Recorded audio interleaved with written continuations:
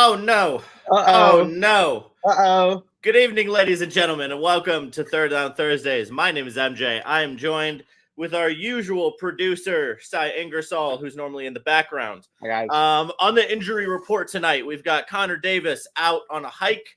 He's in a mountain right now. We've got Coach Bruce out with internet issues. Xfinity is doing a number on the young man. If he can make it, he was a game time decision. He's currently being worked on by the trainers. If he can make it, he will make it later on. And in the second half, we will get Nate and Kenny as usual, I believe. Hopefully. It's been a day for everybody here at TDT Media, ladies and gentlemen. But thank you, everybody, for tuning in. Sai is going to join me for the time being. Hey, kiddos. Yeah, we'll see. We're here. We're live. Hey, you guys are learning everything just about as fast as we are. Yeah. So, Sai, with that being said, is this first show in the new apartment? No. No? You were out a couple weeks ago, and I Okay. was on for like half the show. But new crib. Oh, I guess we'll put the banner up. We'll start with me, I guess, today. How am I? How am I today? We're okay today. It's a Thursday. Didn't do much today. No work because the baseball team's not in town. Yep. So we went thrifting today, and I got a Bob Marley CD, and it was pretty cool. And I got the usual pregame, the old pregame Chick-fil-A. But it's been what's the order? What's the order? All right. So we go between two, but we went with the main one today. So we went with a spicy chicken sandwich, no pickle, add pepper jack cheese, medium fry, large Coke, and 4 to 5 Chick-fil-A sauces. Dang, that's a lot of Chick-fil-A sauce. And I bang 4 of them every time. You know how many calories are in a Chick-fil-A sauce, brother? No. Like 180. Oh, and I bang 4 of them every time. So that's impressive. That's a lot of Chick-fil-A sauce, my guy. Mm-hmm. It's good. It's tasty. I don't know what y'all expect, but no, the fries, worst fries I've ever had, soggy as can be, but the sandwich, great. The bun, fresh as can be. Shout out East Peoria Chick-fil-A. Yeah, so shout out East Peoria Chick-fil-A. It was because that's where I went, and their fries were doo-doo. And there's a different guy who gave me order than usual, so they said my name wrong. They said, order for SY. I'm like, SY? Yep. Because they can't put one letter and one word together. So yeah, it's okay. It's been a so-so day. I think I gotta work the state finals for IHSA tomorrow and Saturday. So that's they hold the state finals at Dozier? They do hold state finals at Dozier. That's what I'm assuming that's why I'm working tomorrow. Really? I'm working tomorrow and Saturday for 2 6.5-hour shifts. I'm assuming that I'm working 16.5 hours in 2 days. Yeah. Oh, in 2 days. Yeah. I thought you were working 16.5 hours each day. No. Okay. No. No, that was my concern. I was like, why are you working? Genuine concern. I'm happy I'm not working that. But now we locked in. But how are you, MJ? How's the CEO doing today? I'm good. Day off today. I actually got my day off, which is a rarity these days. I thought I was going to have to go in for lunch because 3 people called out, but then it started pouring. Like the golf course I normally play at is underwater type, like floods. Yeah, that's a lot of rain. We've gotten like almost 10 inches of rain in the last week. For Texas, that's saying something. Yeah, it's ridiculous. So I'm scheduled to play a round with a couple guys from work on Sunday, so I'm hoping it stays dry. If it does somehow dry out, I'll play on Sunday. I was gonna go hit some balls today, go to the pool, but thankfully, or unfortunately, the weather was just bad today. So I took a little rain nap. Also took a nap like right before this. Went that food coma, baby. It'd be it. And I cleaned up around the house. I also I got new watch today. That bling bling. Oh yeah. He's got that ice piece. You know how we be. Yeah, $40 on Amazon. Let's go. They don't gotta know that. They don't gotta I'm know not that. gonna gatekeep. I don't care. They I don't don't care. gotta know It that. looks Though. good. That's all I need to know. It The does look funny good. thing is though, so you know how Rolexes come in like boxes and they have like the cards and stuff. Yeah. These people are trying to like be cool and be like they're like basically knockoff Rolex, right? Is like the idea. And so they gave me this like little box. It's the funniest thing ever. And like it came with the tag on it and everything. I'm just like, what are you? This watch costs $30. What are you doing? And it even has like the little card. And I'm just like, why Because is this? it's as close to a Rolex as you're gonna get. That's not the real thing. So they're gonna give you they want to make you feel special. Like oh, Oh my it's goodness. it's almost like I got a real Rolex, but I didn't. It's almost like I don't care. Exactly. It's almost like I meant to buy this because it's not $300. It's $40. There's no way you said take your son to work day. Tune in. I did. I should say it on both because that's kind of what this is at this point. Oh my gosh, that's amazing. So for those of you who don't know, this Backstory? so for now, this will no, I'm not gonna give backstory. We've done that before. What I was gonna say is this is basically just gonna be an extension of my show until somebody else shows up. So what Sai and I normally do at random times throughout the week, we try to do it once a week. We're not very good at it, but we'll get there. Once I get his butt down to Texas, then we'll get him. Then we'll be more consistent. We might even do it twice a week at that point. But we record the MJ Hurley show. And Sai normally comes on for the trivia part. He's in the background for the rest of it. And so I'm just curious. I very rarely get to ask Sai questions. And so what I'm actually going to do for a little bit here is I'm going to put you on the hot seat and I'm going to ask you some baseball questions because this isn't trivia. This is just like me interviewing you basically because it's been well documented, including our talk about the Cleveland Guardians on my show the other day, the fact that I'm not keeping up with baseball very well. So we're going to run through some hot questions like best this or favorite this or whatever. I need to get more acclimated to the game now. This is good. This is good. And I'm curious. So Sai, favorite non-Cardinals player right now and why? Favorite non-Cardinals player. Ooh. You're already starting me off with a really good one. And so I have a couple guys I can rack through. I'll start with the former Cardinal because that's where a lot of my favorite players are going to base off of. Well, okay, the former Cardinals Harrison Bader, who was on a very terrible Yankees team. So there's him. Are the Yankees playing that poorly? No, the Mets are playing poorly. You said the Yankees. You said the Yankees. My bad. He was on the Yankees, right? He was on the Yankees. Yes, last year he was on the Yankees. I know things. Something. You know something. I know things. You know something. That's good. That's good. Look at that. The most popular baseball team in the country. Okay, continue. Stop that. Stop that. Okay. So what? So is he just your favorite because he was like why? Why do we like Harrison Bader? Harrison Bader was when he was a Cardinal. He was one of my favorite players based on his style of play. He was a high energy guy, super speedy defense first guy. I like the defense first guys a lot. I'm a fool for the Gold Glove like sliding catches. Is that because you couldn't hit when you played baseball? Okay, exactly that. I was the guy who would come in the pinch run. Like I was the speedster. I'd come in, steal bag for you. I would get your butt back on the bench. And then get my butt back on the bench. Exactly. Like I had a role when I played. So I love that. I like the defense first guys. However, I like Aaron Judge, of course.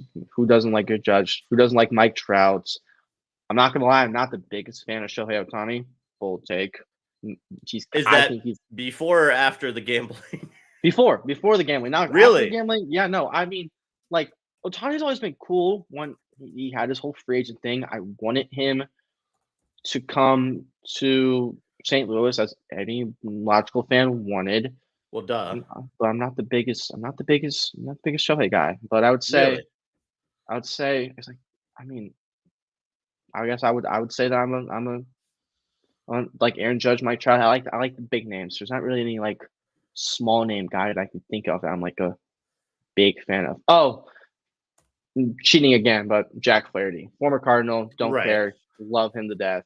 Yeah, I don't really got any other players. I just like the former Cardinals. So I think well, this is a slight intermission from the questions, but it's on topic.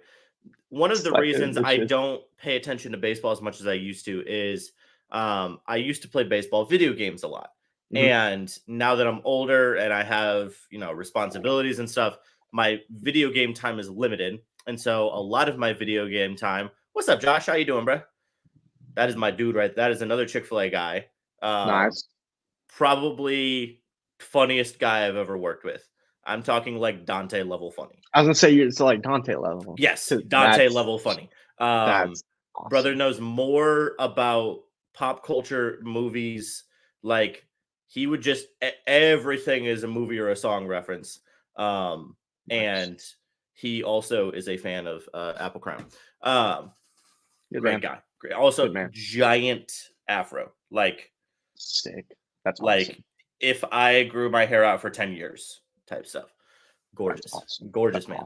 awesome. Anyway, why I think I stopped paying attention to baseball is because I used to play so many Mhm. video games, and now because I have less time, a lot of my video games are like social related, and so it's like, hey, I'm gonna play Rocket League with my buddy Owen, or whatever it is, Mhm. and so those games just don't. You can't really. Can you even play MLB The Show against like another person who has MLB The Show? I know you can queue up in random online games. Can you even do it against a specific person? I think you can now. Okay, you can now because I don't I'm think out that of the was a loop thing too. before. I haven't played MLB The Show consistently since MLB The Show 22 because I wasn't that good. I'm not that good at the game, so That's fair. I just stopped getting it. Because so the first MLB video game I ever played was the 2K11 for Wii, Nice.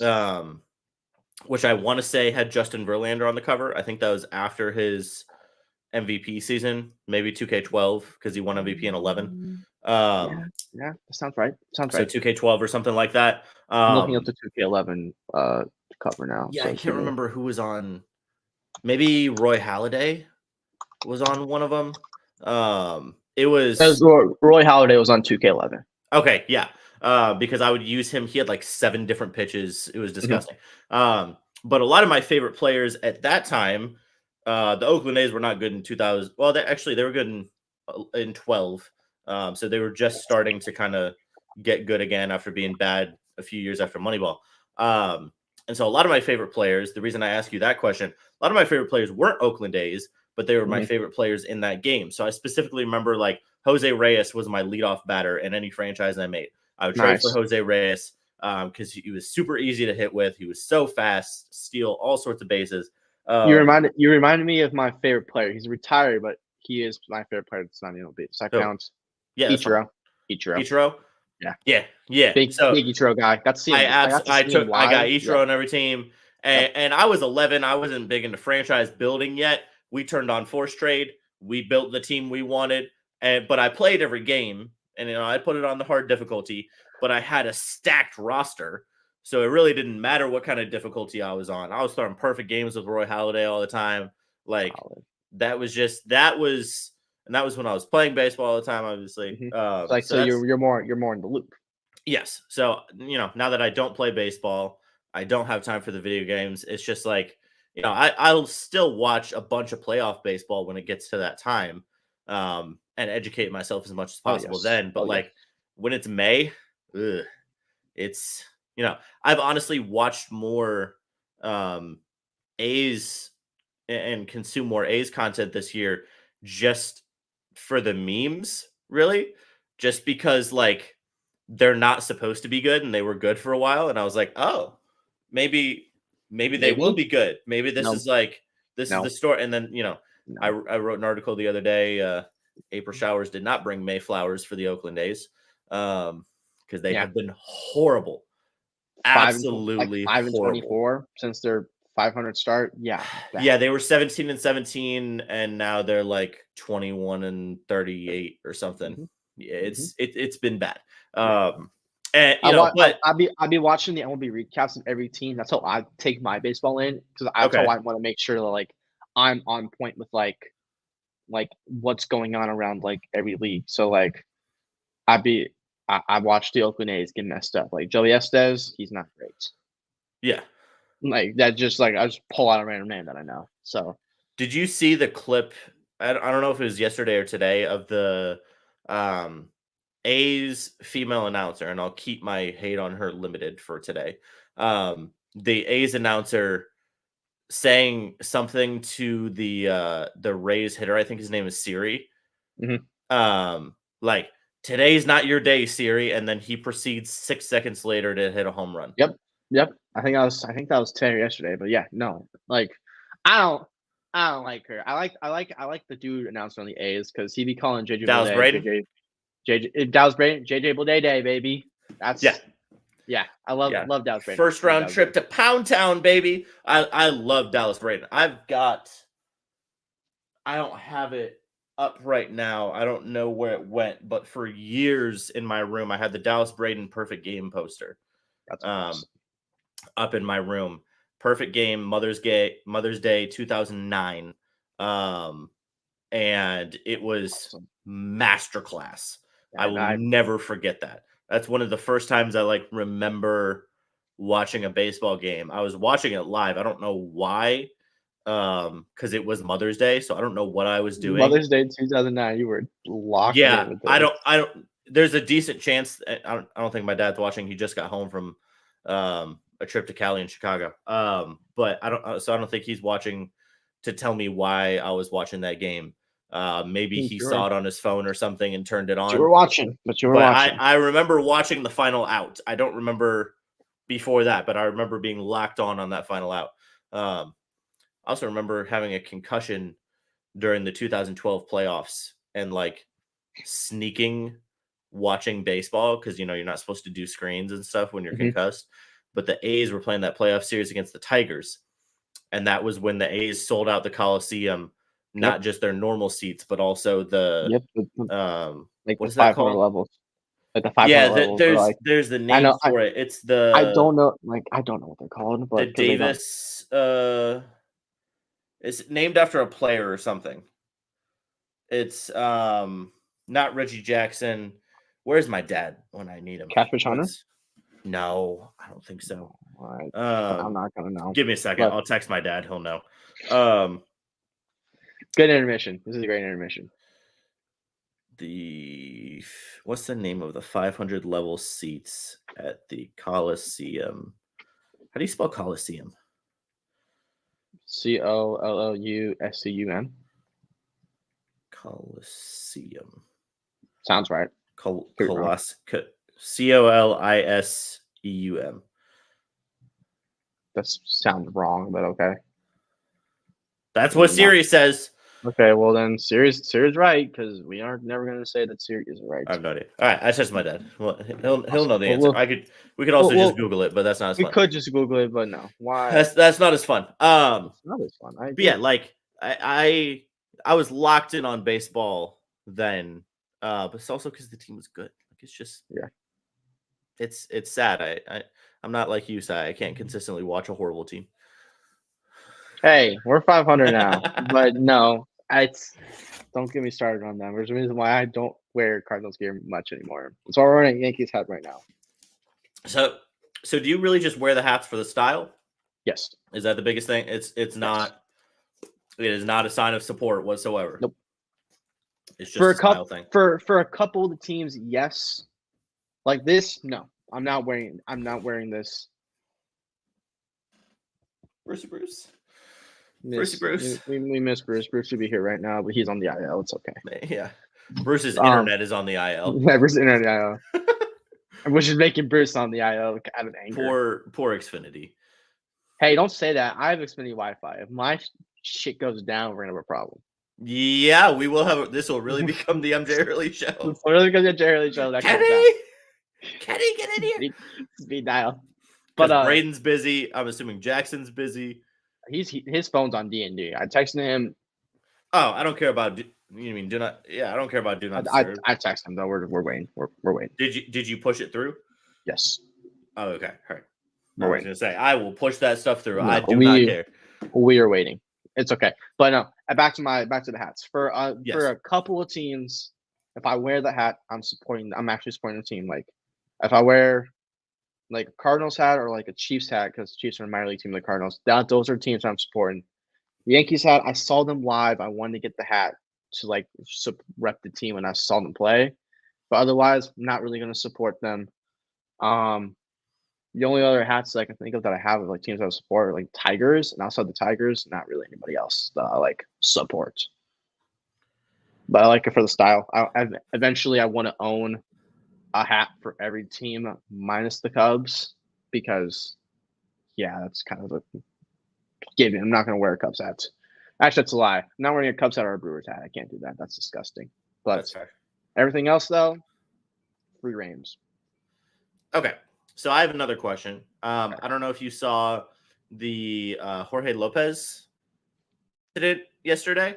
Not to steal content from Beer versus Ivy, but you guys will take do a it. show in a Take week. it. We might mention this next week, but this is breaking news. So let's talk about it. So Jorge Lopez, I saw part of it. Really, all I saw is him walking off the mound, chucking his glove into the stands, which a fan took home. And then his post-game press conference saying that the Mets were the worst team in baseball. Mm-hmm. Okay. So he then releases a statement today on his Instagram in Spanish and then translated into English, saying, first and foremost, I apologize to my teammates, coaches, fans, and front office. I feel that I let them down yesterday, both on and off the field. I also want to clarify my post-game remarks because I know its intention of disparaging the New York Mets organization. During that interview, I spoke candidly about my frustrations with my personal performance and how I felt it made me, quote, the worst teammate in the entire league, end quote. Unfortunately, my efforts to address the media in English created some confusion and generated headlines that do not reflect what I was trying to express. I wish the team the best and hope that God continues to give me strength and guidance in my personal and professional life. Mm-hmm. I will let you go on this first. I have some thoughts, but give me some breakdown of why this happened, because I didn't see what led to him chucking his glove into the stands. So from what I saw, he came in from mop-up duty basically because the pitcher before him got absolutely rocked. Jorge Lopez got rocked around for 2 or 3 rounds, I believe. Wasn't a pre-performance by him. His pitches weren't going his way. He had a couple calls and didn't go his way, and just some unlucky breaks. Because as a former pitcher, I understand that sometimes you can do all you can, and you're present, but what happens around you, like right. A ball can find the gap. A ball can miss a glove. Like, it was a lot of that. He ended up getting pulled. At that point, he was already At that point, he's already heated. He's already mad. Just done so. So then that's why because of all that built up anger, he walked off. He couldn't hold it together. Gloves over the net to a fan. He got DFA'd for it. It's baseball. He's passionate about it. He's actually having a good season because, like, last season, it was rough. Yeah. But he's pitching sub 4. He's got a 3.76 ERA. He's striking batters out. Like, he's a reliever that's very well deserving of a major league spot. Nets are in 4th place right now. Nets earlier in that game, Pete Alonso went down with a bone bruise, so Pete Alonso got pulled from the same game. Okay. Nets have not been playing good. It's a whole bunch from a fan's perspective.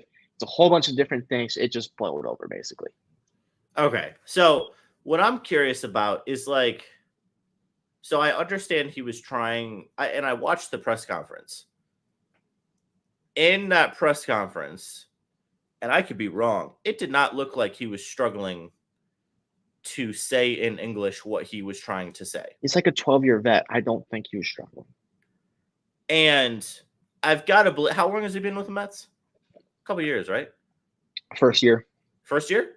Like, I think he may have came there on the trade deadline last season, but he hasn't been in Queens for long.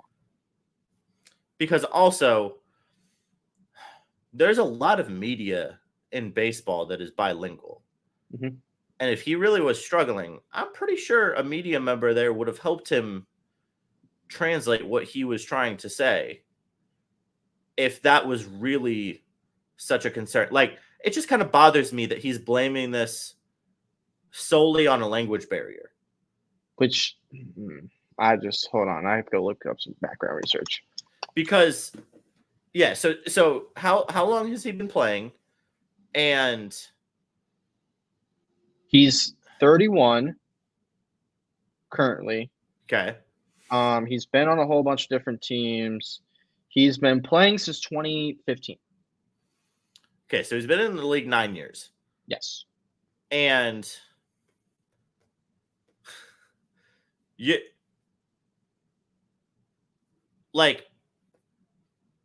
he knows the difference between himself and the Mets. Mm-hmm. He said the Mets were the worst team in Major League Baseball. Mm-hmm.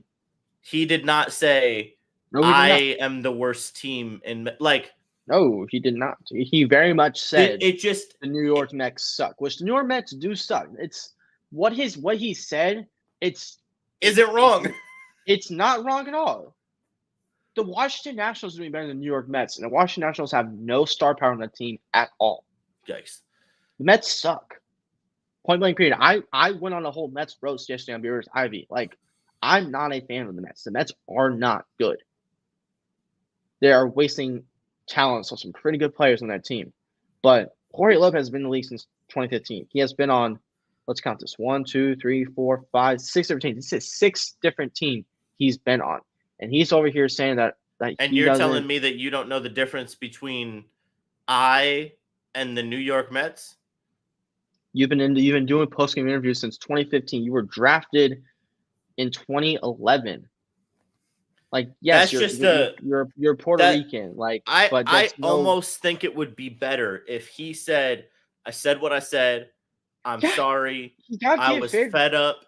Like, trying to say that I didn't mean that. I may have said what I said, but I didn't mean what I said. You meant it. Brother, you meant what you said, and you said what you meant. He's over here trying to defend it. Like, no. He's going back on his words. Like, no, Jorge. You are a good pitcher. He already got DFA'd for it. Yeah. What are you trying to save face for? Double down on that shit. Yeah. One of these 30 major league teams are going to pick you up because you are a decent reliever. Welcome to the Oakland A's, brother. Welcome to Colorado. Welcome to the Angels. Like, there's a team that's going to pick you up, and you are going to be playing. Man. You're going to be playing professional baseball again in like 2-3 days. I'm trust. And if you don't, if for some reason no team will pick you up because of that, I think it's dumb. Your 3.76 ERA speaks for itself. You have been a good quality reliever in the past life. Yeah, last year you sucked. He sucked. He had a 9 ERA with Marlins last year. Was not great, but it beats me. I would have doubled down if I were him because fuck the Mets. I would have too, because that's my thing. Is like, if you go play dumb, let's double down on playing dumb. Well, no, because if you're gonna say something dumb, double down on it. If you're gonna play dumb, like I guess he really just wants people to believe that he's that dumb. Mm-hmm. And like, I get it. I spend a lot of my day trying to speak in a language in which I am not fluent. It's not hard. I make conjugation errors all day. Like, people giggle at what I say. Like, I get it.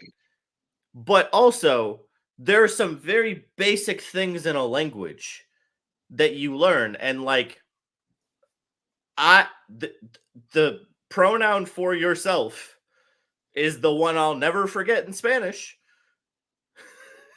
Like, I know that one. I may forget some of the other ones, but I remember yo. You yell enough. You yell enough. Yeah, like come on, man. Just don't.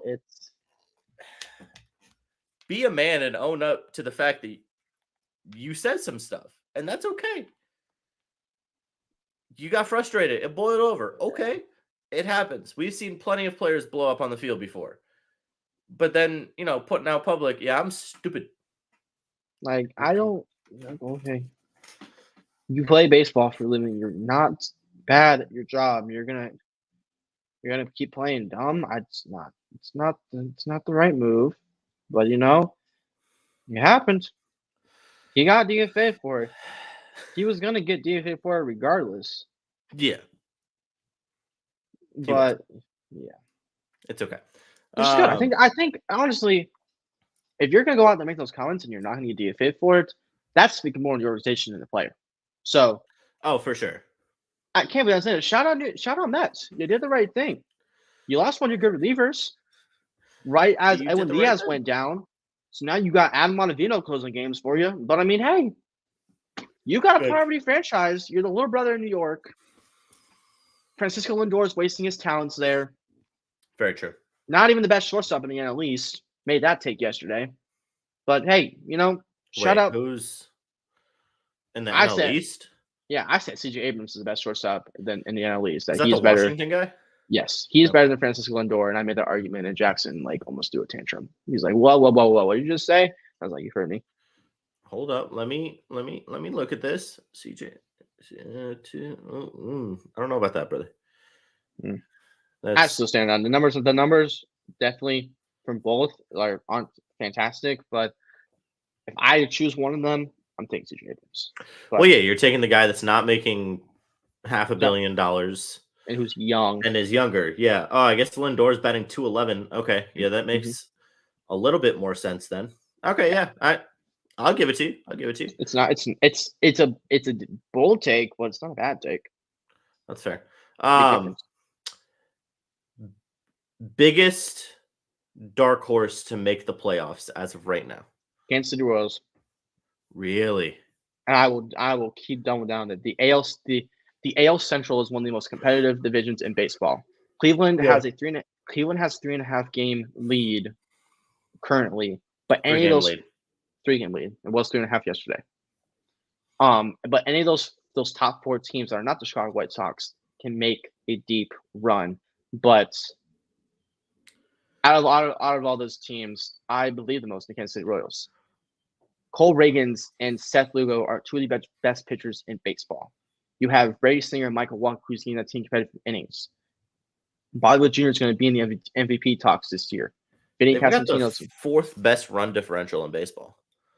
It's getting there. Bullpen is sneaky good. Will Smith. They got Will Smith. They got John Schreiber, who they picked up from Boston. James McArthur, who has been on this team forever, who used to be just some nobody who came in for the mid-innings, is now closing games at a really good ship. You got Mike. They got a guy named MJ. I'm sold.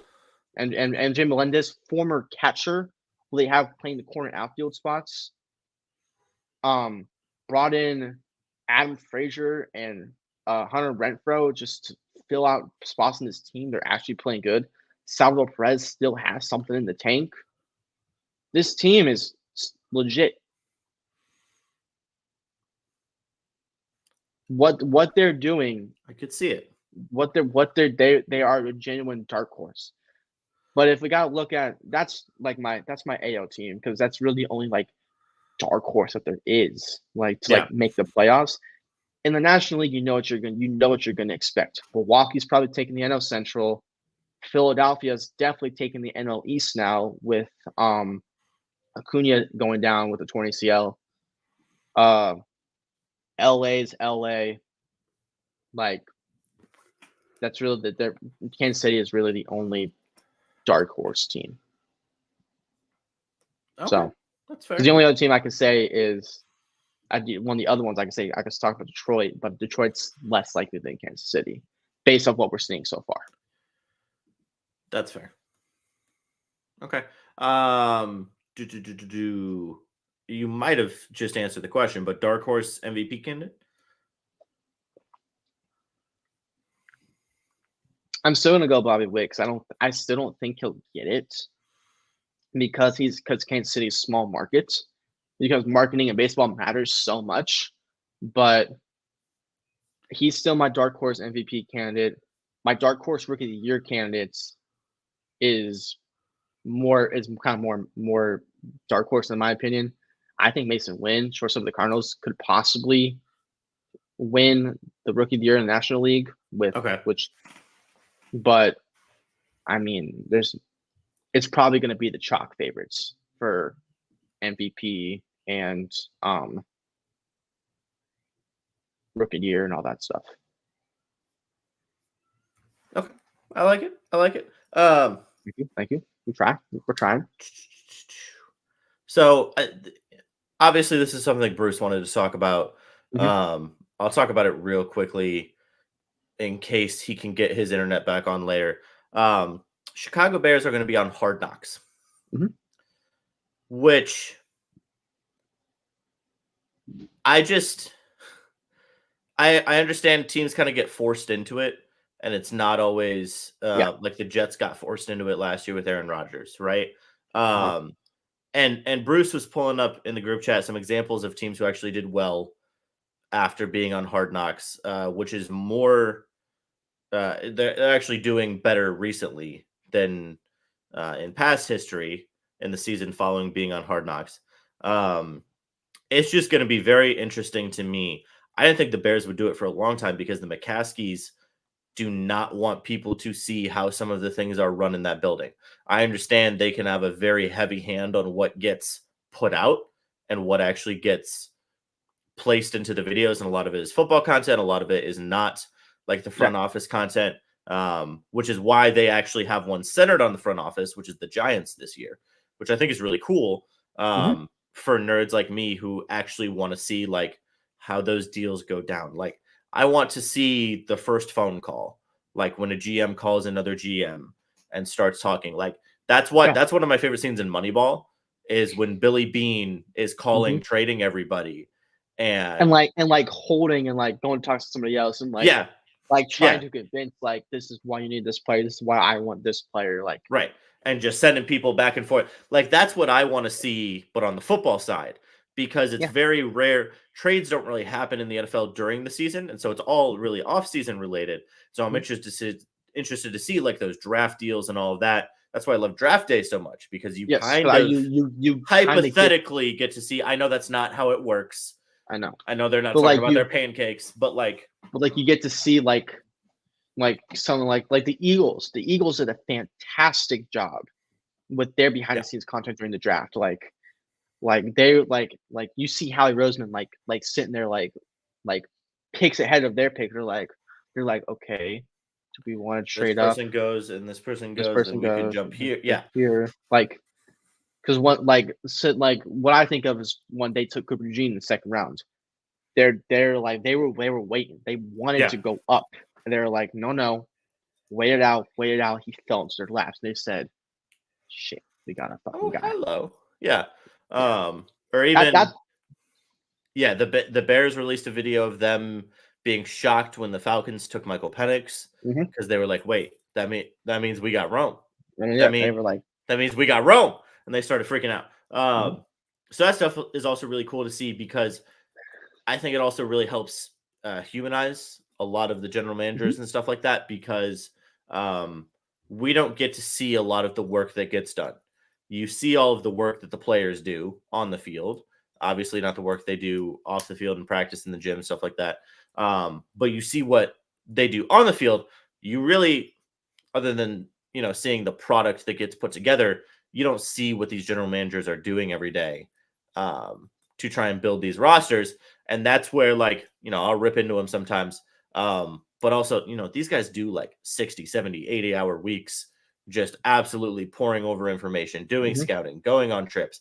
Like they'll be at one pro day across the country and then at another pro day on the opposite side of the country the next day. And that's the kind of stuff I'm curious to see. I don't know what that offseason Hard Knocks will look like, or the free agency and draft one will look like.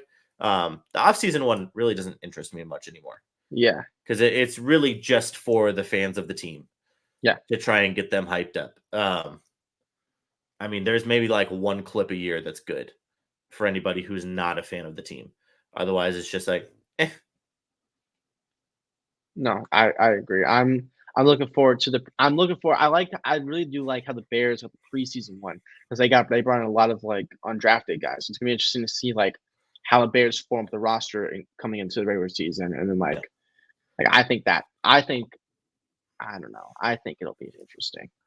I also just want to see Caleb Williams try and lead that team. I like how they put if what I saw is correct, they put Tory Taylor as the episode 1 cover, and I just love that because like the Iowa fan pages are like, did they? Oh, I think if what I saw is correct, Tory Taylor is on the episode 1 cover, and I think that's awesome because they just want to see themselves some Tory fucking Taylor. Yeah. I don't see an episode 1 cover. I see I saw the something main cover is the bean. Oh, I saw something. I saw something with him on it. I was like, oh, interesting. Let me see because it's possible. I could be wrong. I could have saw something else, but I know I saw that face somewhere. I have no idea. It only shows me Tyrod Taylor when I look up Hard Knocks. Tory Taylor shows me for whatever. Nobody cares about Tyrod Taylor, man. Whatever, don't care. Also, apparently, Jim Nagy has been pitching Hard Knocks Senior Bowl edition to companies for 6 years. Need it. That's why I tagged you, and I was like, I need that in my life. I need it so bad.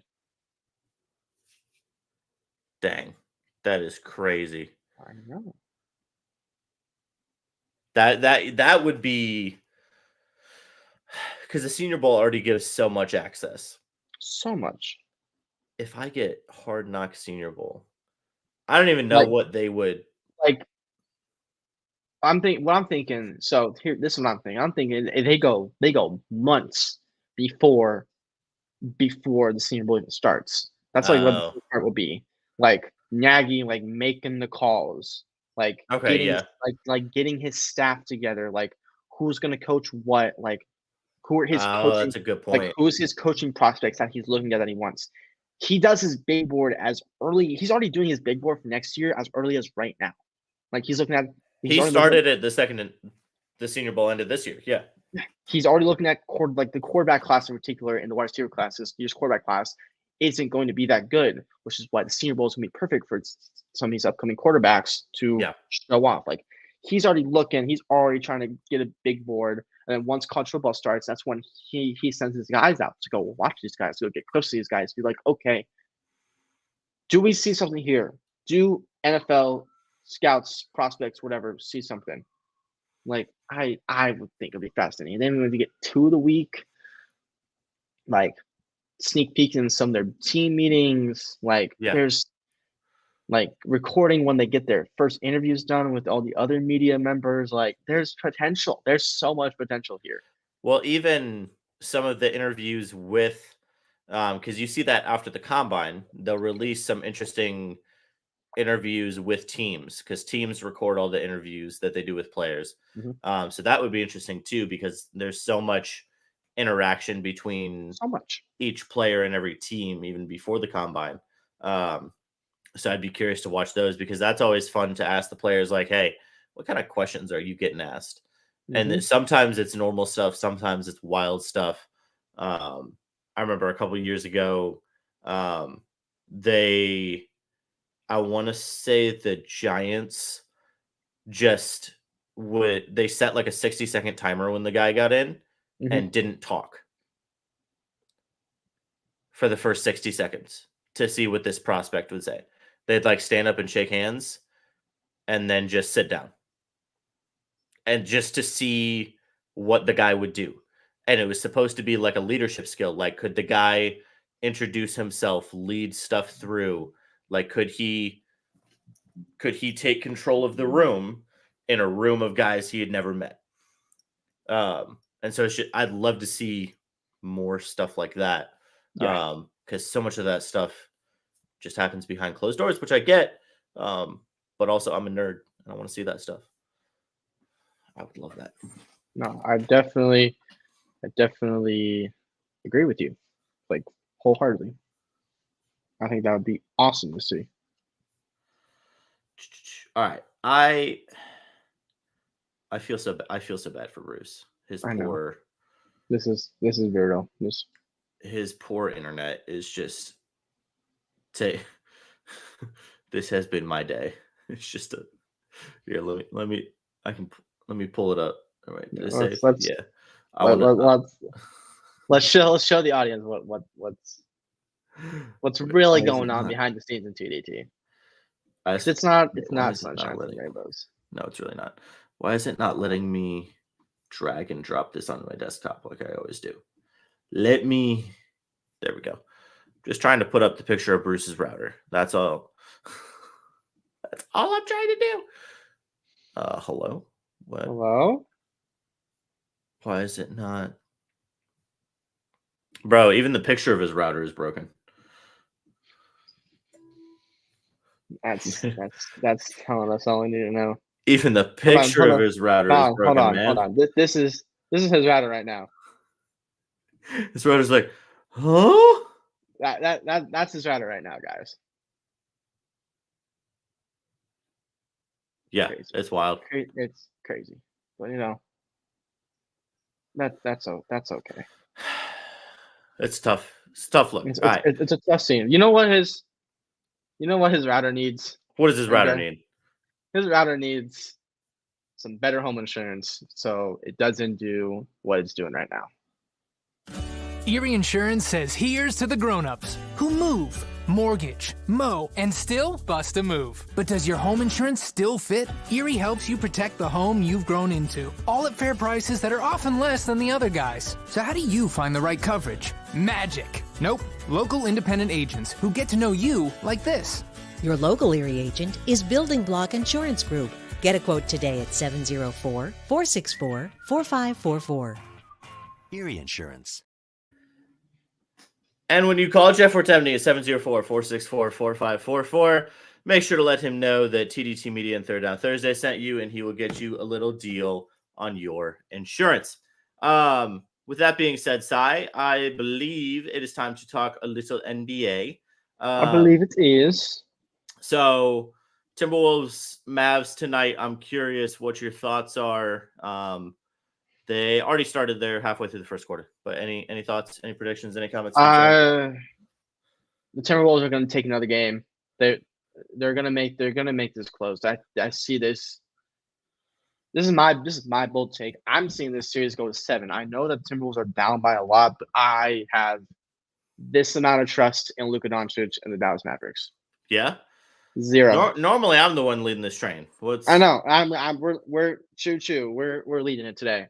Luka's about to shit the bed. I'm sorry. He does not know clutch time. He does not know playoffs. He's not clutch. It's not even his team. Timberwolves got this game in the back.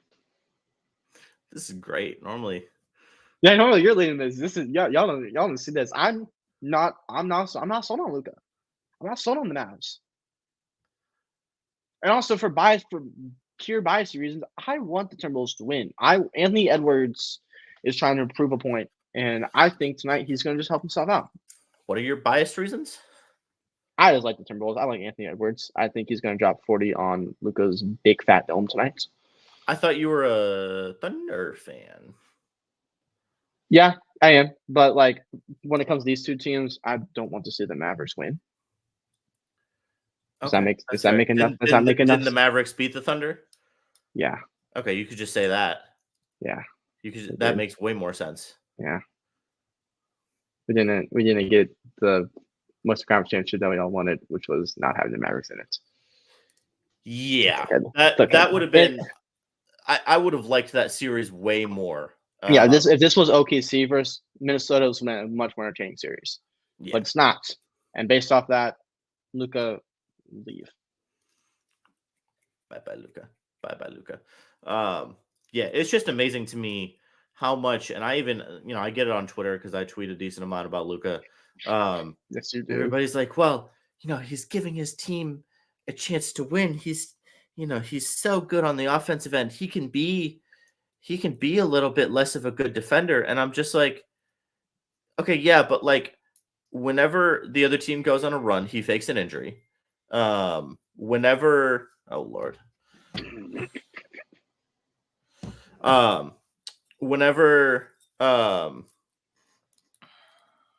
whenever it goes downhill, it's not on him. Mhm. Like, it drives me crazy because there's no accountability, especially for the defense. Like, if you want to be an MVP, you have to play defense. You absolutely have to play defense. And he does not do that.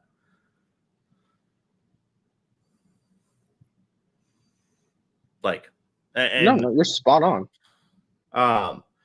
If you can do me a favor, look up like his defensive, his like advanced defensive numbers, because just curious where he ranks.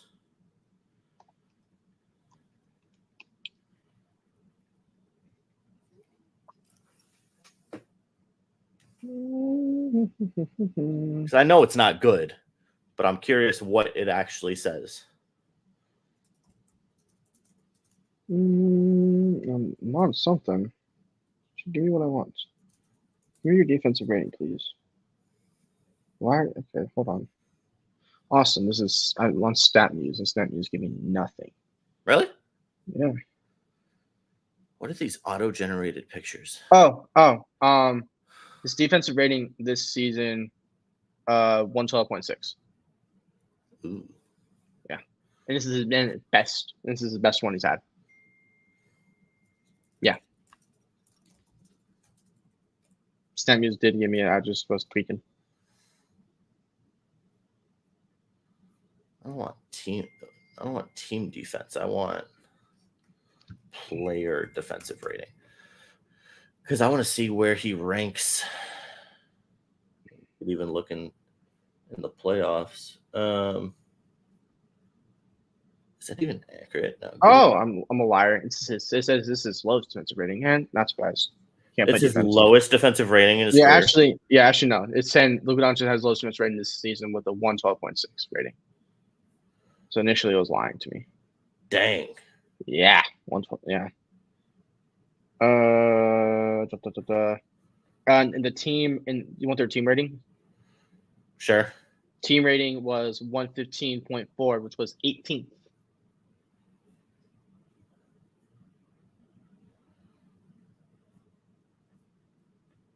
Their team rating was 18. Okay, that's not terrible. Yeah, their team rating was 115.4, which is 18th in the league. But you want to know who had the second best player defensive rating in basketball? Who? Behind Rudy Gobert? Anthony Edwards. Makes a lot of sense. So it's just great because it's like Shea 5th, Nikola Jokic 6th. All the other guys who are in like MVP talk are top in defensive rating. And let's just find. He's not even anywhere on. He's not top 50. Like I can't even find him. Couldn't even tell you. That's embarrassing. Okay, sorry, he's 56th. Like Royce O'Neal had a better defensive rating.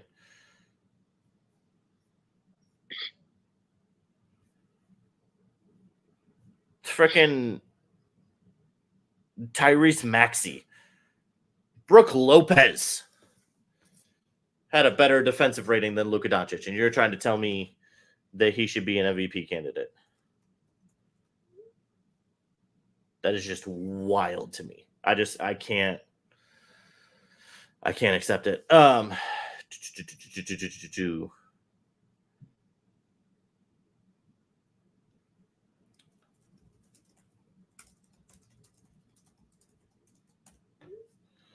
Try and text Kenny, see if Kenny wants to hop on now.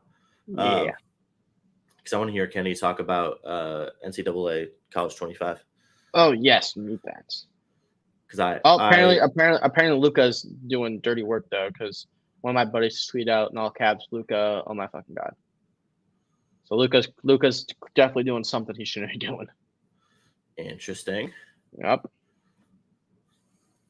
Still don't care. Still overrated. Agreed. Washed. Yeah, I see these defensive numbers and it just makes me sad. Like, that is not my MVP candidate. trying to Thank see you. what's You know who my MVP candidate was? SGA. shocker. I know. Really? Huge shocker. No one could have guessed that. Really? I know, since other futures is like mid-season, but it's okay. Jokic is in Serbia with his forces right now, so it's okay. Shout out Nikola Jokic, man, while we're at it. Man can get drafted during a Talking About commercial, be asleep during when he got drafted, not care that he got drafted, and now his insane. Yep, now everybody's tweeting about Luka. Look what we did. What did he do? Us. What I don't know, did but he do? everybody's at least reports tweeting about it. It's just Luka. What did Luka do? What- MVP. No. Oh, can't say that word. Nice. Okay, tell me what Luka did. Oh, what did Luka do? What? Luka literally all Luka did was hit a mid-range shot. Hold on. I got you. This is what Luka did. That everybody's freaking out about. I got you. Here you go. Tell me why people are freaking out about this.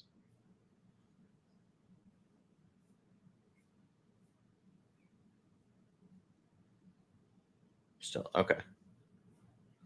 Luka is on fire.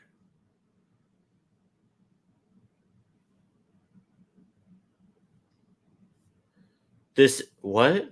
Yep. I think that's what I think that's what people are freaking out over. It makes no sense at all. Oh, they're freaking out because he has 20 points Oh, go figure. Doesn't in matter. Still 10 sucks. minutes. Still sucks. Which, like, that's cool, but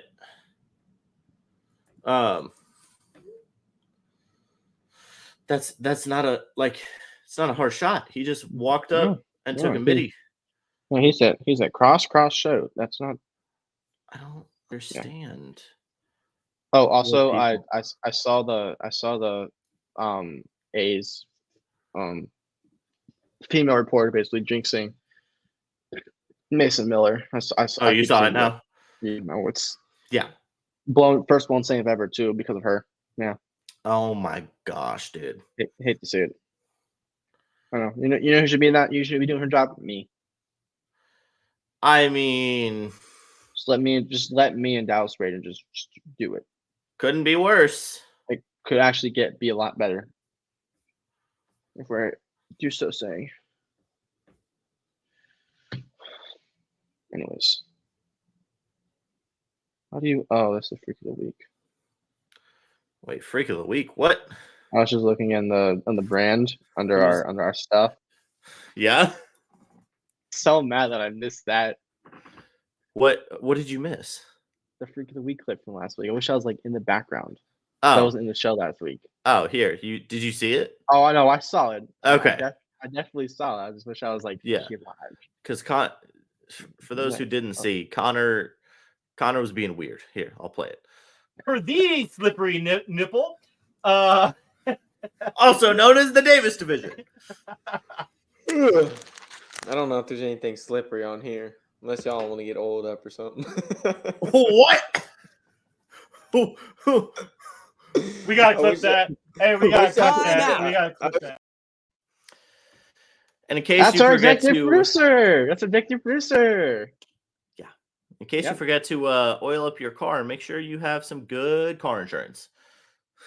Here's to the grown-ups. Your car is now your office, stage, nursery. Shh, sorry. Erie Insurance offers products that lots of other companies don't. That's a big deal, and it's a good deal too.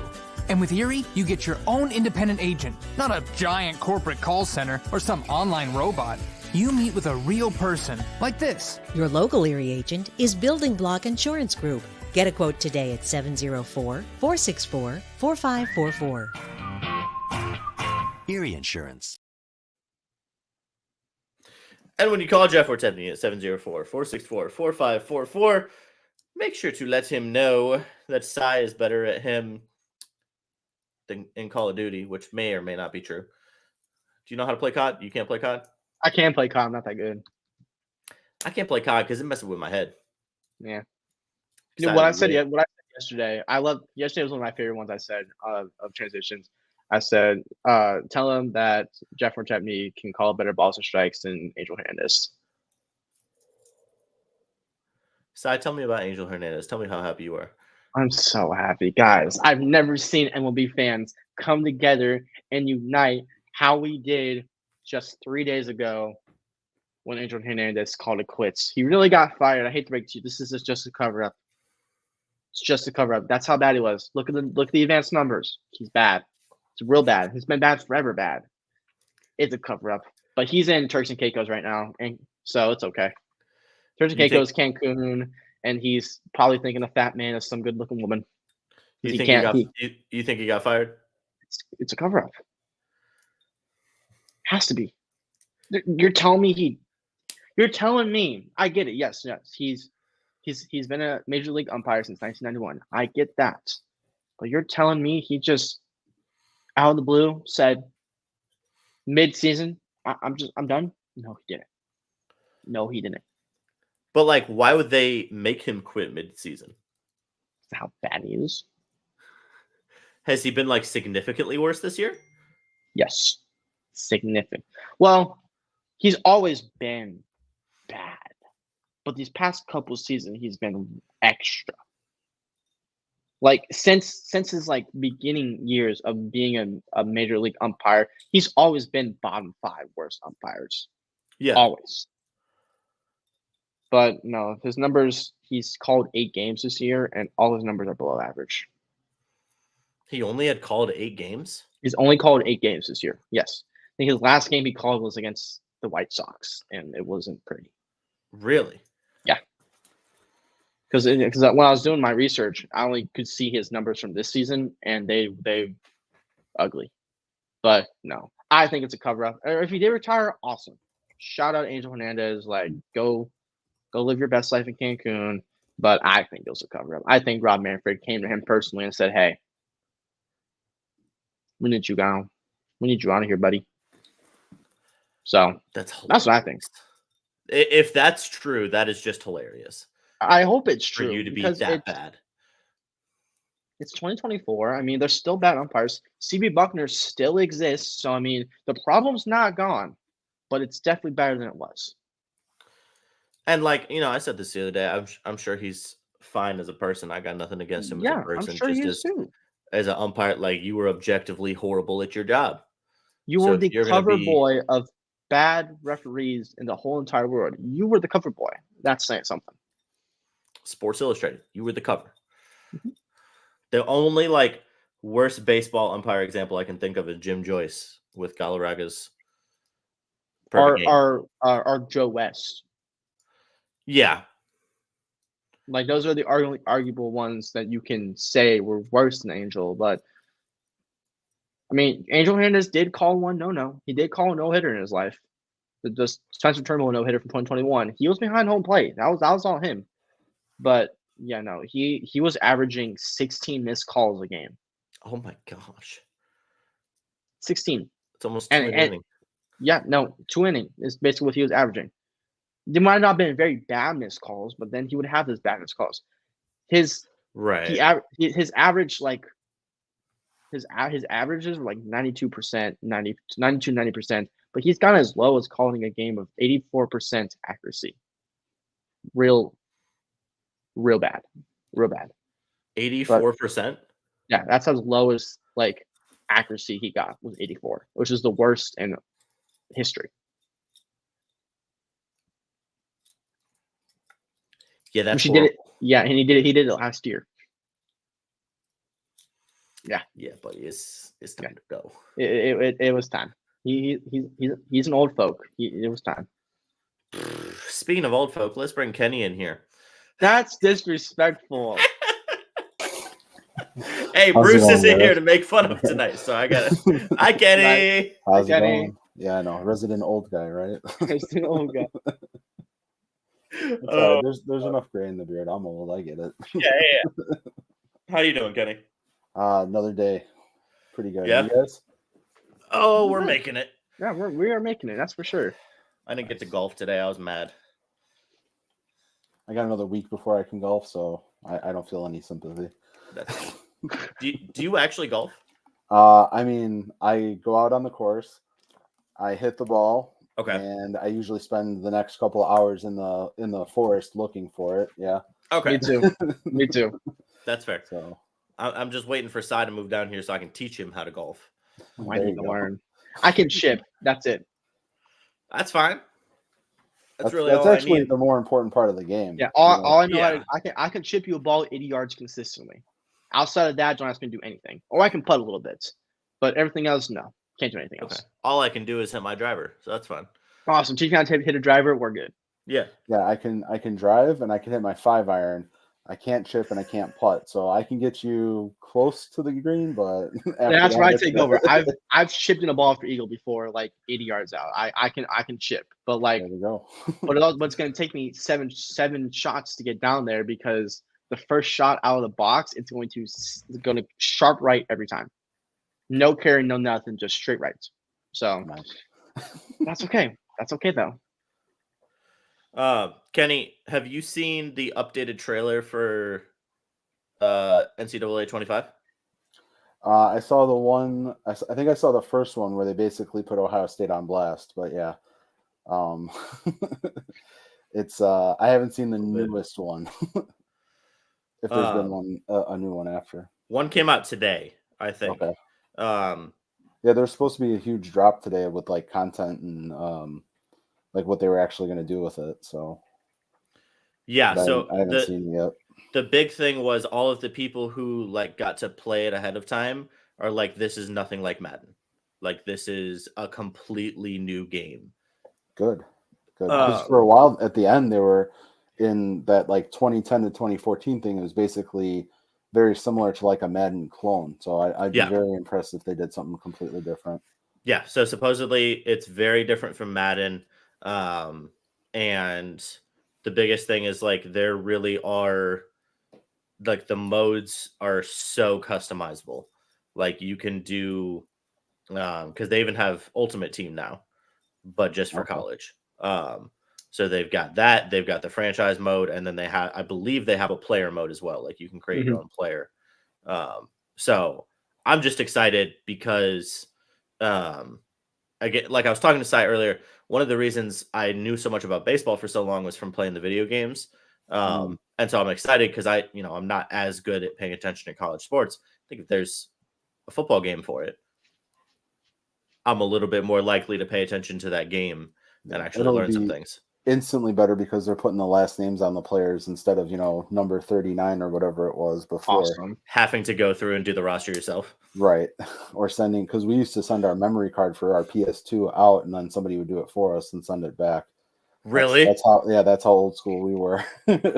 Oh my gosh! That's so you paid someone to do all the rosters for you? Yeah, it was like $5 or whatever. You sent it to like not GameStop, but like a little local shop in the town I grew up.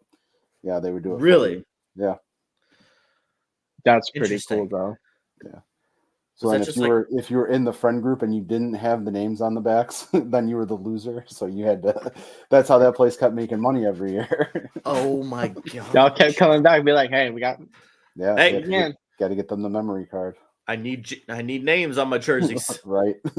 That's wild. Oh my gosh. So Kenny, were you here last week when we talked about do we get time to talk about the whole players getting paid by schools now? I don't remember if I was on for that part, but I've heard some rumblings about it for sure. Yeah. So it got officially approved, I think at the beginning of our show last week. And so basically the concept is there will be revenue sharing among all of the colleges. And I think colleges can save up to like $20 million a year to pay any of their athletes, any sports, not just football. Yeah. It's only Power 5 schools though. Well, yeah, I mean, there's not much outside of those. Yeah. Anything outside of that really doesn't have money to pay players, right, Kenny? I wouldn't think so. Yeah, I mean, you'll get a couple programs outside of the top 5, but nothing that's major. even close to Alabama or Ohio State's stratosphere. Right. So the other curious thing, and this is what I'm most curious about, is they are going to go back to 2016. And so for the last like 8 years, pay players who should have gotten paid per this lawsuit that got settled. So Kenny, I'm curious just what your thoughts are on that, because I feel like there are so many ramifications on how this goes down. Yeah, I've gone back and forth on my thinking probably since 2016, even with how that would work out, because I grew up under the mindset that like when you go to college and you get that scholarship, that is you getting paid, right? Like that is you're getting your free education or mostly free education, 40, 50 grand a year, whatever it is. Yeah. Right. And so that in theory should be enough. But then when you flip the script a little bit and you look at how much the major schools are making off of bowl games, I mean, it's ridiculous how much a university is making off of, 22 athletes on the field for football, and, not a whole lot in the other sports, but, I mean, you get to March Madness with basketball, there's a significant chunk of change too.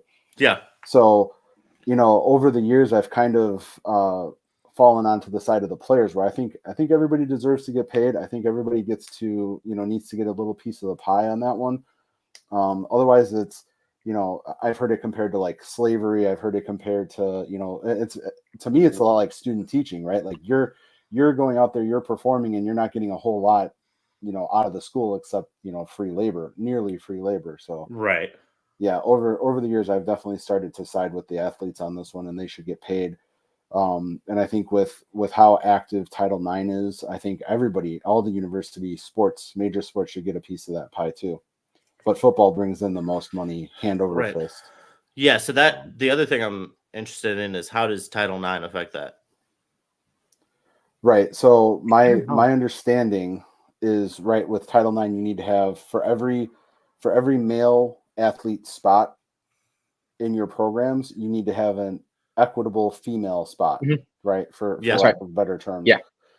And so I think that when that comes into play, you have to make sure that you're sharing the money equally amongst every different group, right? And so when you have, let's use Ohio State as an example, because they're major sports, they're traditionally pretty good in every arena. They're not necessarily the best at basketball, but they're constantly there. Yeah. So I would imagine that would mean that you also get, the female basketball players get a chunk of that pie too, where it becomes, I wouldn't say it's going to be equal, like penny for penny, but it should be in that realm where it's pretty close.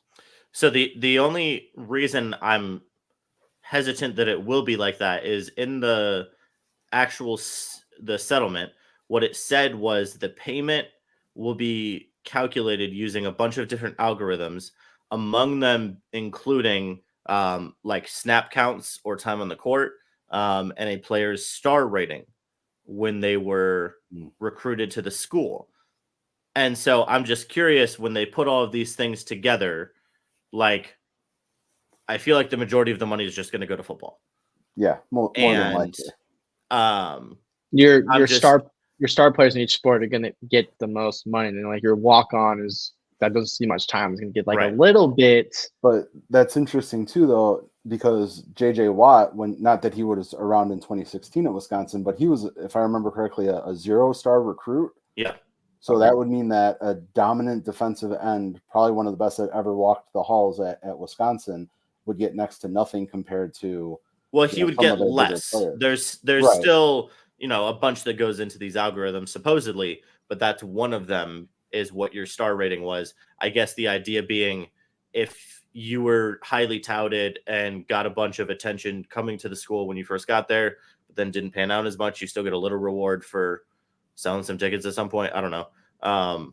But yeah, hypothetically, JJ Watt would get docked a little bit for not having as much of a high star rating when he came in. Yeah, that's crazy to think that. So it's going to open up so many other issues, I think. And so specifically for the past athletes who are getting paid, if they opt into it, they're opting out of being able to sue the NCAA in the future for anything related to this. But for the current players, I don't know if there's an opt-in system, because I also saw something that this was going to replace, because you know how there's like a limit on scholarship spots. Yeah. It's going to replace a limit on scholarship spots on football teams, and it will now be a roster limit. Okay, that's interesting. I mean, I feel like there's already a roster limit. Yeah, but Yeah, it's so, but they might. I wonder if they cut down the roster at all. That could be. I mean, then you'll see the transfer portal go wild at that point. I mean, if Ohio State, if any of the Big Ten schools have to cut, what, 20 positions, 10 positions, I mean, you're going to see that transfer portal go. And then that's where you see the non-Power 5 schools are actually going to start to come into play again. Because they might actually benefit. Because they'll get D1 Power 5 guys who just weren't going to get the playing time on the big time schools, but they'll come to a slightly smaller school. Yeah. And they'll play. And that's what Boise State was doing in the 2010s. They were able to snag up all those guys that couldn't make it at Oregon or Washington, and all of a sudden Boise State was legit for a good chunk of time. And they're still pretty good too. But now with all of these potential issues arising with, paying the players, you're going to start to see, I think you'll start to see the non-Power 5 schools become very active again. Yeah. So I'm looking up to it. The proposal would allow schools to each provide up to $21 million annually to athletes, or up to 22% of the average Power League school's annual revenue. Okay. So fascinating concept: take all the revenue in the Big Ten, divide it by how many teams are in the Big Ten. That would be how much every team in the Big Ten could pay their players. Right, like a luxury tax almost. Yeah, so like if the three of us are schools, we all make $10 million, it would be $10 million per team. But if I made 5, you two both made, 15, then I would get more even though I didn't make that money. Right. So it's almost like a Major League Baseball thing. Right. Right. So like Northwestern, Minnesota, Purdue would all benefit where you have Ohio State. Yes. That team up north and but they don't have to. Northwestern doesn't have to pay their players that money. They are not required by this. It is an allowance. Right. It's not a requirement. So I'm intrigued to see how they actually do that. Yeah, there's so many. And this won't affect NIL deals, right? No. So the theory that I'm seeing is teams will try and bring NIL money in-house to try and control the money. So basically what some of these athletic directors are saying is, why would I pay my star player when they're getting all this NIL money? I don't need to pay them. Like you said, I'm already giving them a scholarship. They're getting all this NIL money. Why do I need to pay Caitlin Clark when she's at Iowa, right? Like, she doesn't need my money. She's already going to get a giant deal with Nike, right? Mm-hmm. So all these athletic directors are like, we're going to have to cut costs. And I'm like, but as far as I can tell, this isn't requiring you to pay. So like this one quote, Iowa State athletic director, scrap plans for their new wrestling facility, which had been scheduled to open in fall of 2025. He cited the $20 million question of how to account for direct compensation to athletes. It's going to be a drastic change, and that change isn't going to happen overnight. We have a $100 million budget. We don't have a $120 million budget. Well, isn't the revenue sharing going to provide some of that money? Although I guess what they're saying, like if it's a bigger school, aren't they going to suffer because some of their money will go? Yeah, I mean, if the league, if it's really going to be the league as a revenue sharing pool, then Ohio State, USC, UCLA are going to take a hit on this. Yeah. But I mean, and to that point, the Iowa State AD, Northwestern's in the middle of building a $700 million stadium, I think.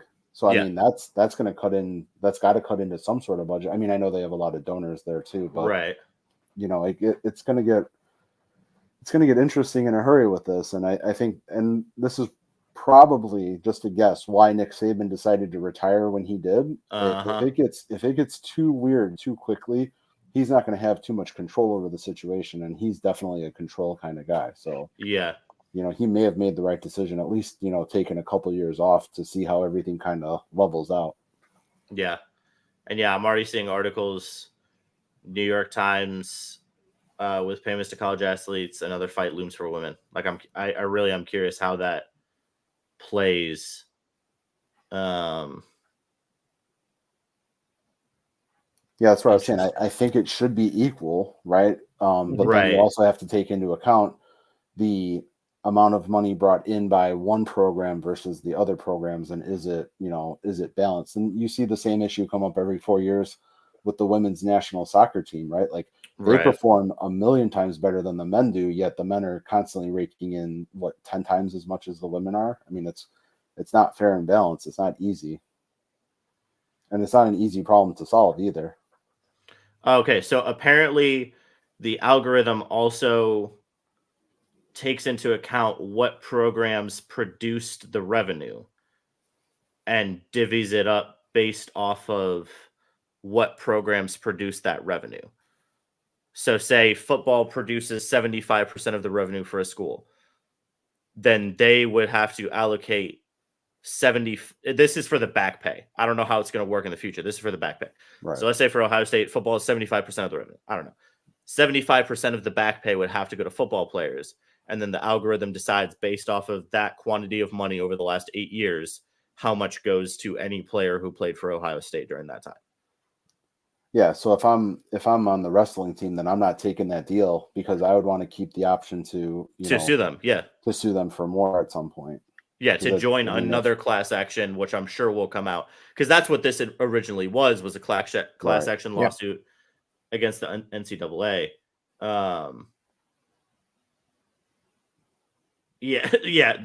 Literally what this is a great quote. What the NCAA and the conferences and everybody involved in the settlement need to know is that if the money from these schools is not distributed proportionally to males and females, they're just asking to be sued. 100%. Yep. Spot on. But I don't think that there's an easy way to make sure that happens if you're pooling from who makes more revenue, because there's no way that Ohio State making it to the Rose Bowl is anywhere near equivalent to the baseball World Series, right? Like there's no going to Omaha is not the same as going to Pasadena. Like you're just not making the same amount of money, right? So you're asking for trouble, but the way that it's already set up is that the bigger program at the school on campus and the biggest program in sports is going to end up making the most. Interesting. So yeah, they're just asking for trouble. Yeah, because and Kenny, I love this stuff because this is like some of the stuff. I took a whole Title IX class in college. I just took a Title IX class. All this stuff is so fresh in my mind. Yeah, so it requires universities to provide equal opportunity, financial aid, and treatment for women and men. For example, if a school's enrollment is 55% women, then 54 to 56% of its roster spots and financial aid must go to women. Which is hard to do when you have a football program. Right. When you have 120 athletes, that means that you need to have, what is that, 150 female athletes for spots? Yeah. I mean, that gets really hard to do at the smaller schools to begin with. Yeah. And honestly, I think that's one of the big reasons like Bradley Peoria doesn't have a football team. Yep. Because they don't have the rest of the they don't have the rest of the athletics to make up 90 female spots, because I don't even do they even have 90 female athletes, period? Probably not, because they don't have many sports teams. No, I think they just cut some too. I'm pretty sure. Like yeah, they did. They cut not golf. They cut something. Yeah, they cut something. I don't know, but no, that's also a small school problem. That's a problem that these big schools they could run into, but kind of how I look at it is like if you're in like a big school like Ohio State, all your women athletes are going to get paid no matter what, because of an 120-man football team. You have to balance 50-50 as close as possible. So I never thought about this either. NIL has no effect on that, right? Nope. No. It shouldn't. It should not. No.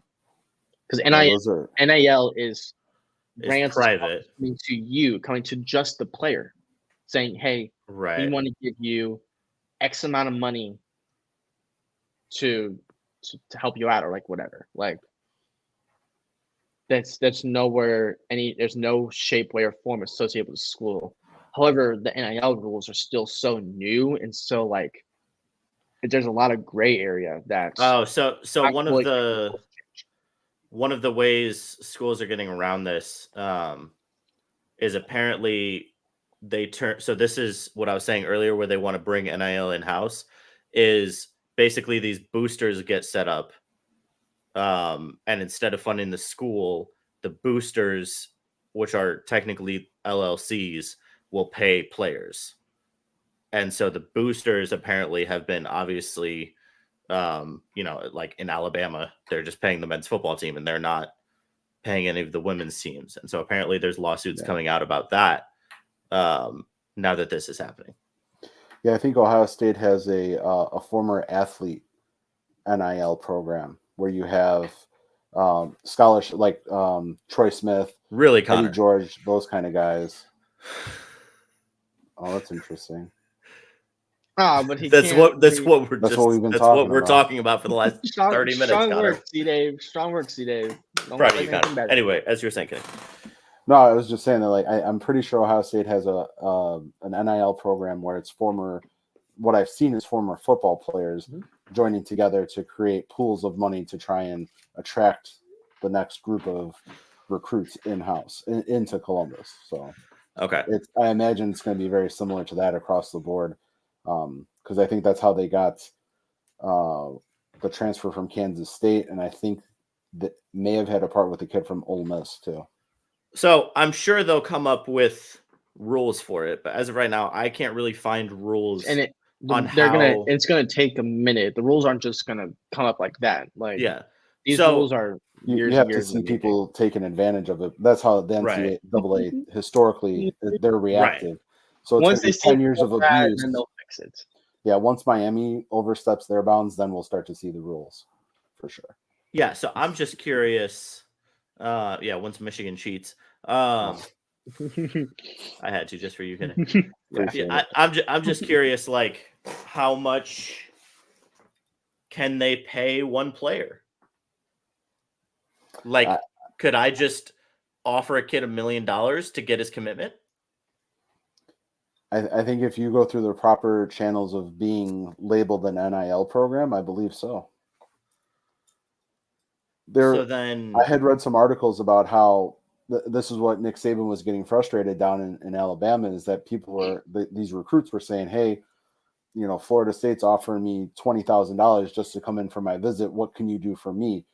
And he was saying that it's no longer about joining a team. It's about how much can I make off of this, weekend visit kind of a thing. And that's a lot of what was frustrating Nick Saban down in Tuscaloosa. Yeah, so supposedly in the 10-year revenue sharing deal, the only thing that would really apply is Title IX. There's none of that like based off of snap count or actual production or skill or anything. So, well, actually, Connor, that's incorrect because it's revenue sharing among the SEC. So they don't have to use that money to pay the players, but they will get some revenue back that they might not have normally made. So if anything, this evens the playing field for some of those smaller schools who now have a little bit of extra cash to throw at, or just some extra resources. I think it is, Connor. I think it is conference-based. That would make sense if it was, especially since you're merging these conferences together and you're creating these mega divisions. Because that's... Yeah, this is just... There are so many levels to this because they can't do... That's the only way to make it work because they can't do revenue sharing amongst all of NCAA. That would just No, get that would so never work. absolutely chaotic. It has to be within conferences because that's how everything else is out there. Like, that's the only way I see this working.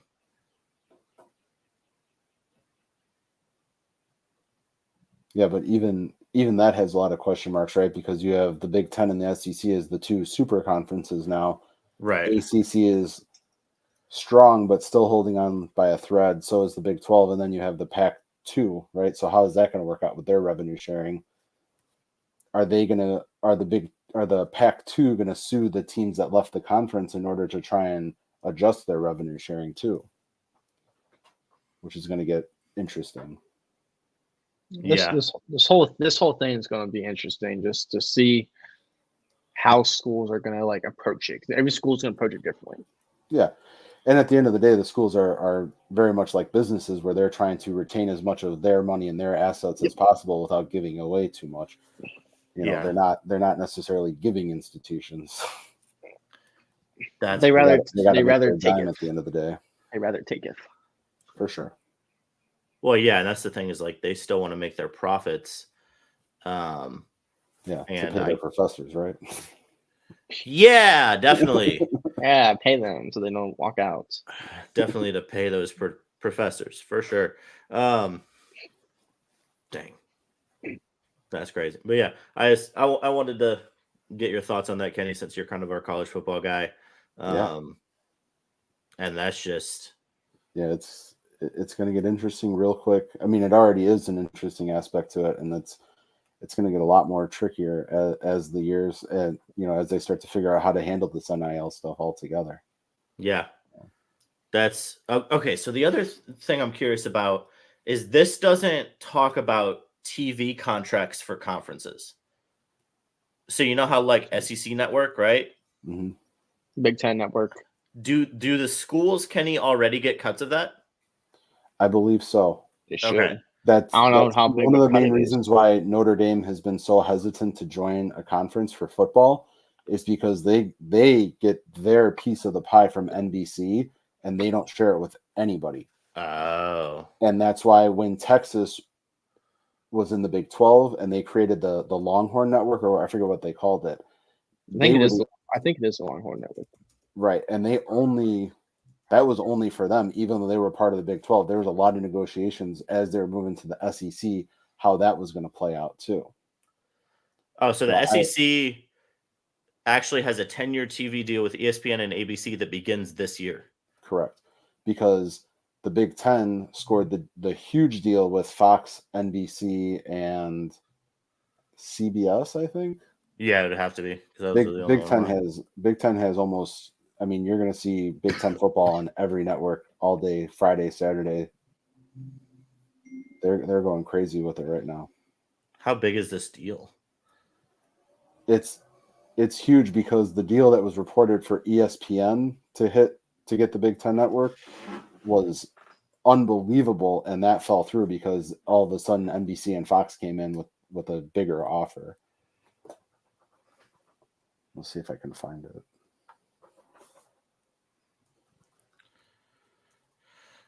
So I think it's 7 years for $8 billion for the SEC for Big Ten. Oh my gosh! Jeez.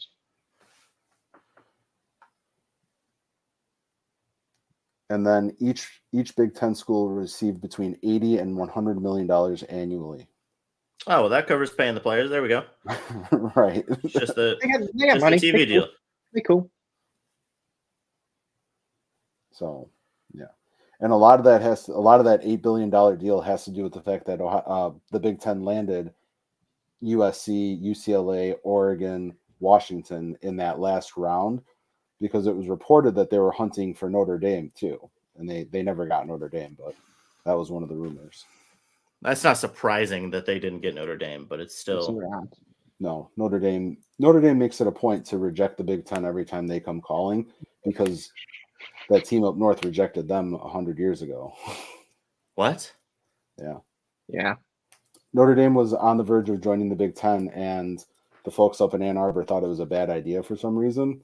Okay. And of course so ever since then, Notre Dame's remained strictly independent, especially in football, and they make it a point to reject the Big Ten every time they even get the idea. So, like, hey, do you want to? No, just right. Shut him. Don't even let him finish sentence. Just shut him down right away. It's going to happen, though. I think within the next 5 to 10 years, I think you're going to see Notre Dame join either the Big Ten or the ACC if they stick around. Really?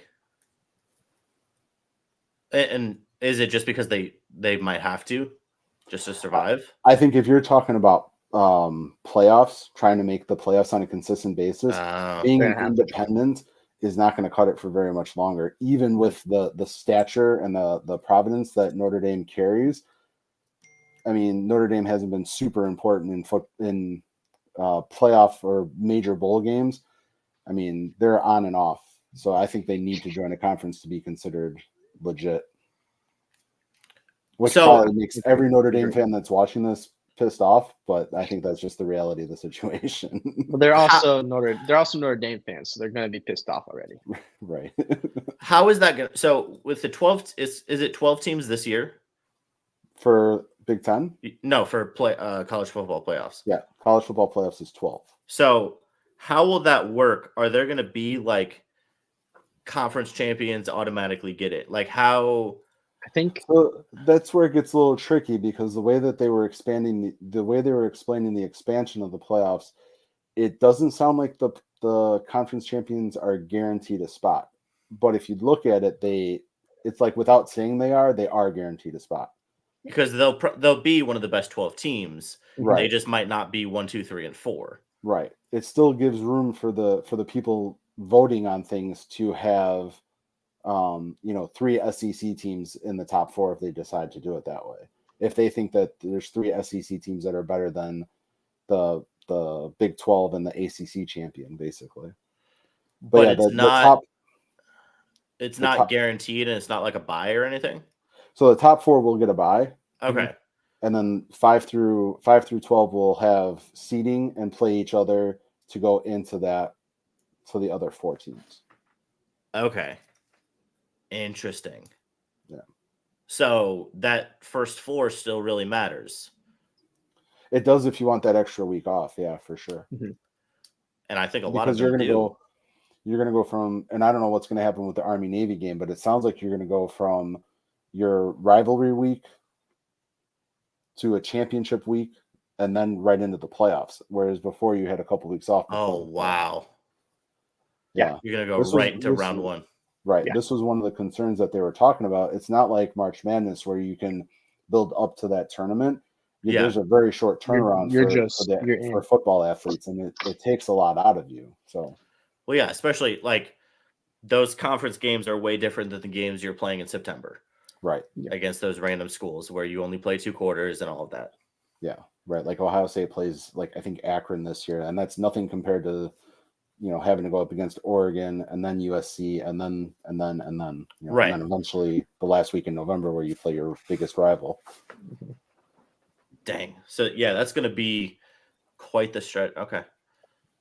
I might actually pay attention to college football. Yeah, no, it's gonna be really interesting because it those teams who are typically in like that 20 to 15 range, it's actually really important how they play because they could sneak into one of those last last slots. 11, 12, yeah. Mm-hmm. That 11, 12 is gonna be so interesting. And that's any team can, even a group of 5 team who's doing really good, could sneak into that 12 spots.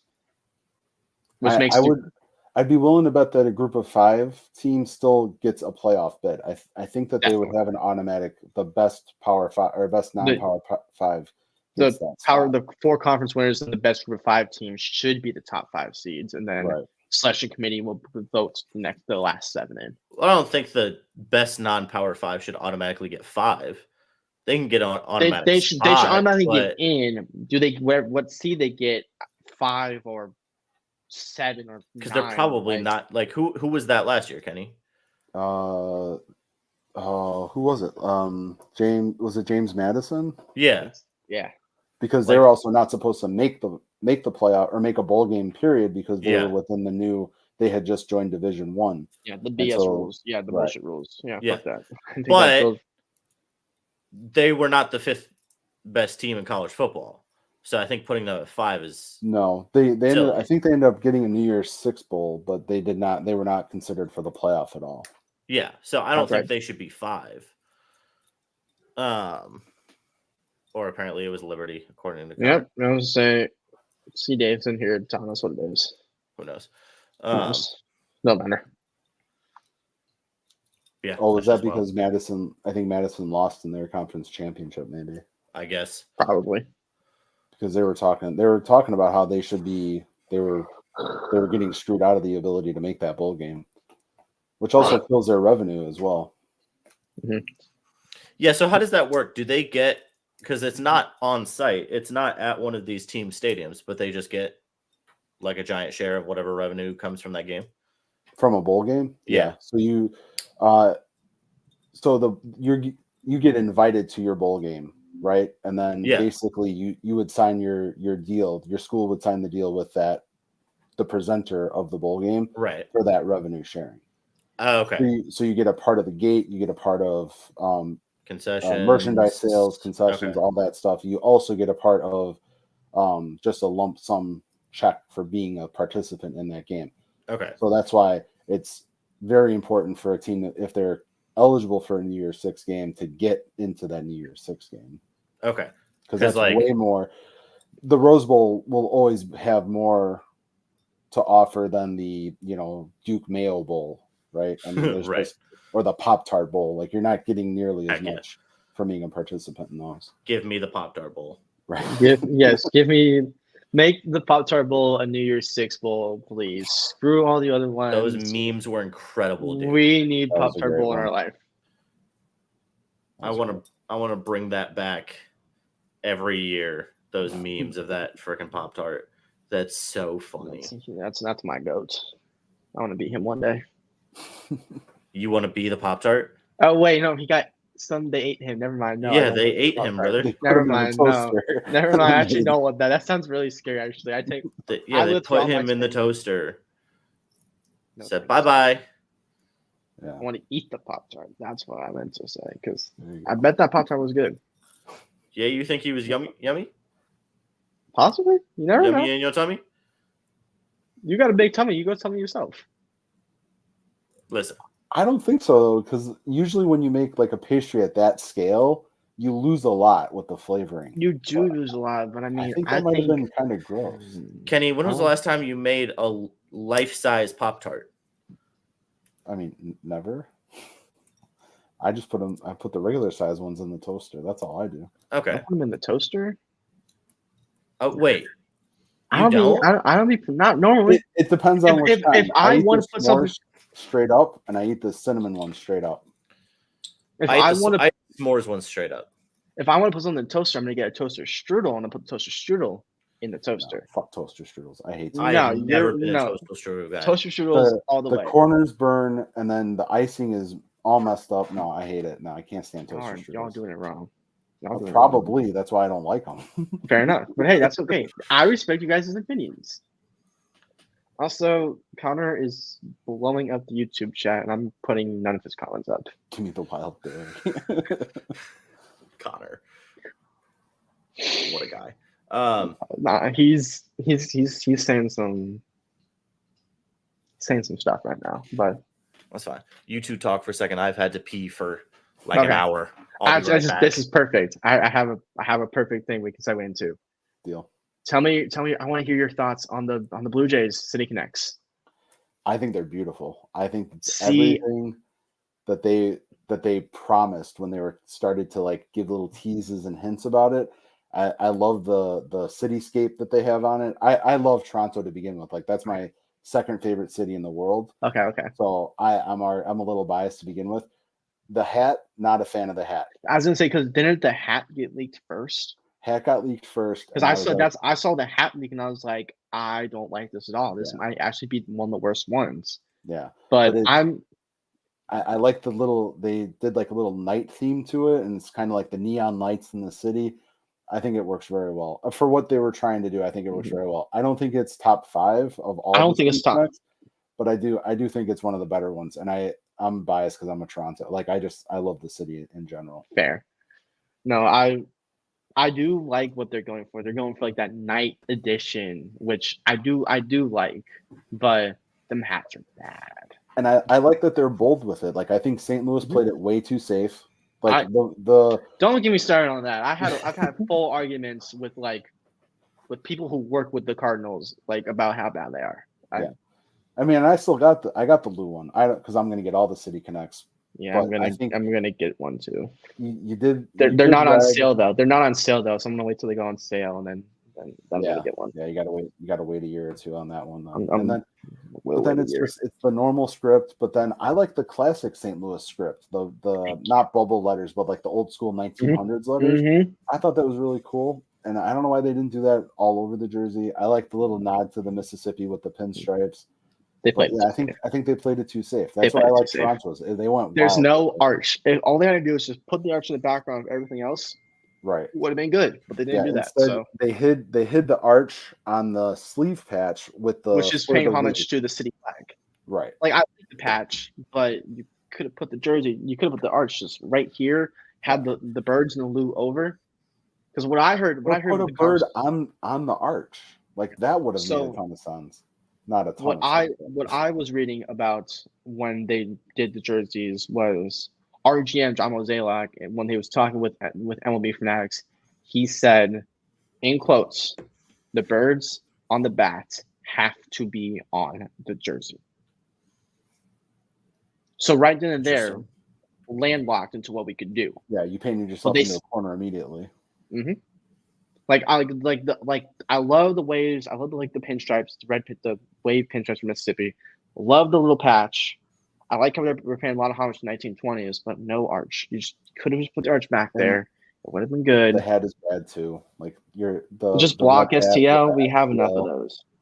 Yeah. Like red hat, awesome, but if you put the shorter Detroit's patch on the hat, is better than the Cardinals hat, which that's Detroit's saying something because Detroit is just there. But I like the VIN tag on the Detroit hat. I thought that was a nice little touch for them for the Motor City. I think they did well on that one. I'm just reading his comments. Actually, hold on. Not Hattiesburg, Mississippi. No. I'm about to put Connor in timeout. Not Hattiesburg, Mississippi. No. Not at all. Like, people there were okay. The city was not it. Like, we played, it was like half of the city was the south side of Chicago, and the other half was like Bloomington. But like, I was gonna say like Rockford. But no, like not Bloomington, normal. It was normal. Yeah. Yeah, like you could go from a cornfield to a gang house in like 20 minutes. Solid. It's like that is a top tier city. No, it's not, Connor. No, it's not. The only reason it's the only reason that it has any worth. This is why. Hold on. No, where is it? He said something that's even better. I have to find it. Where is his comments? Oh, there it is. Yep.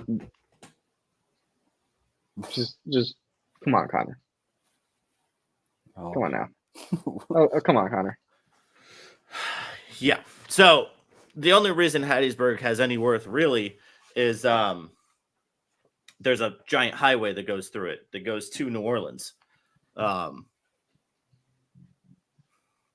like there's some rest stops there, basically. Like, who cares? Gentlemen, if it's okay with you, I think we're going to end a few minutes early so that we can prepare. We got a little video production meeting after this that we need to prepare for. So if it's okay with you guys, I think we're going to wrap up a little bit early. Since no Bruce, no Connor, no Nate today. Everybody's out there putting in that work. So light show today, but hey, we did good. We did great. That's fun. Thank you guys for hanging out with me. I appreciate it as always. Thank you everybody for watching. No producer in the background to shout out today because he's at the top left. We will be back next week, hopefully with our normal full crew. Hopefully, I'll be in the background next week, guys. Let's cross our fingers. Hopefully, thank goodness. Hopefully, we have the normal squad, and I can be in the background. But yes, And with that and being pop in on said, YouTube. we won't leave without giving you the best insurance commercial in the business.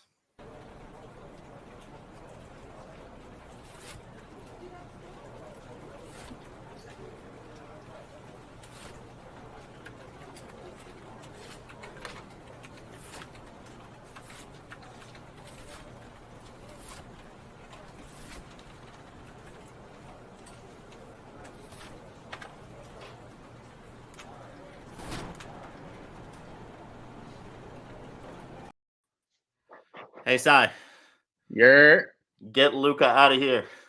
fuck Luca.